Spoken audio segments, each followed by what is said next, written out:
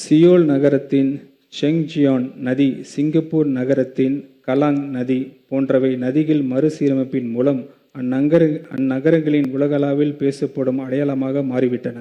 கூவம் மற்றும் அடையாற்றின் சென்னையின் அடையாளமாக மாற்றுவதற்கு குளோபல் டெண்டர்ஸ் கேட்கப்படும். விரைவான சாத்தியக்கூறு அறிக்கை மற்றும் விரைவான திட்ட அறிக்கை தயார் செய்யப்படும். கூவம் மற்றும் அடையார் ஆறுகளில் பொதுமக்கள் படகு அனைத்து வயதினரும் நதிக்கரையில் உடற்பயிற்சி செய்து தூய்மையான காற்றை சுவாசிப்பதும் நமது அரசு உறுதி செய்யும்.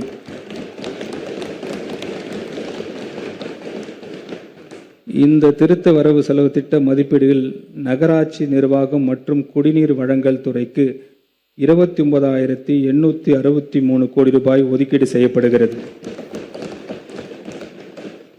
நெடுஞ்சாலைகள். சாலை உட்கட்டமைப்பு மாநிலத்தின் போக்குவரத்து அமைப்பின் முக்கிய அங்கமாக விளங்குகிறது. உலகத்தரம் வாய்ந்த நீடித்த சேஃப் அண்ட் சஸ்டைனபிள் கொண்ட சாலை உட்கட்டமைப்பு வழங்குவது அரசின் முன்னுரிமை ஆகும். ஒருங்கிணைந்த சாலை உட்கட்டமைப்பு மேம்பாட்டு திட்டத்தின் கீழ் 9,300 கோடி ரூபாய் நிதி ஒதுக்கீடு செய்யப்படுகிறது. இத்திட்டத்தின் கீழ் மாநில நெடுஞ்சாலைகள் 4 வழிச்சாலைகளாக அகலப்படுத்துதல், புறவழிச்சாலைகள் அமைத்தல், சாலை பாதுகாப்பு, நடை மேம்பாலம், ஊராட்சி மற்றும் ஊராட்சி ஒன்றிய சாலைகள், இதர மாவட்ட சாலைகள் தரம் உயர்த்துதல், பாலங்கள், ஓடுதள மேம்பாடு திட்டம் ஆகியவை அடங்கும். சாலை பாதுகாப்பினை உறுதி செய்யும் பொருட்டு பாதுகாப்பான சாலைகள் இயக்கம் அறிமுகப்படுத்தப்படும்.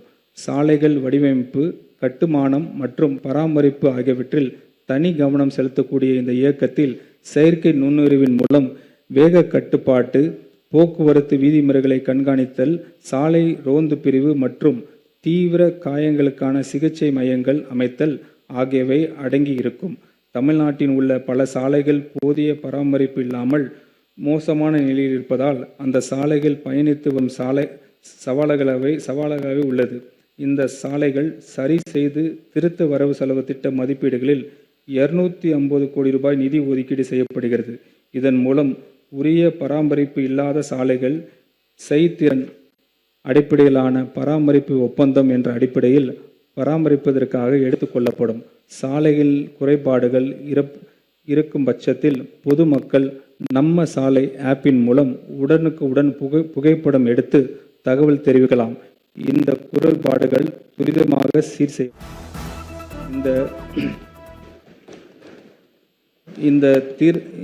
இந்த திருத்த வரவு செலவு திட்ட மதிப்பீடுகளில் நெடுஞ்சாலைகள் மற்றும் சிறு துறைமுகல் துறைக்கு கிராஸ் காஸ்ட் கான்ட்ராக்ட் கீழ் மின்சார பேருந்துகள் இந்த அரசு இயக்க உள்ளது. நடப்பு நிதி ஆண்டில் சென்னை மாநகர போக்குவரத்து கழகத்திற்கு குளிர்சாதன வசதிகளை கொண்ட 1000 புதிய மின்சார பேருந்துகள் கொள்முதல் செய்யப்படும். பேருந்து பணிமனைகளில் மின்சார பேருந்துகளுக்கான மின்சாரம் மற்றும் இயந்திரவியல் சார்ந்த வசதிகளை ஏற்படுத்துவதற்காக திருத்த வரவு செலவு திட்ட மதிப்பீடுகளில் 500 கோடி ரூபாய் நிதி ஒதுக்கீடு செய்யப்படுகிறது.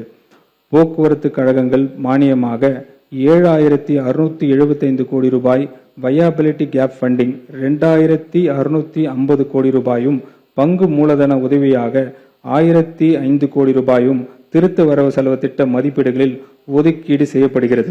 இந்த திருத்த வரவு செலவு திட்ட மதிப்பீடுகளில் போக்குவரத்து துறைக்கு 13,561 கோடி ரூபாய் ஒதுக்கீடு செய்யப்படுகிறது.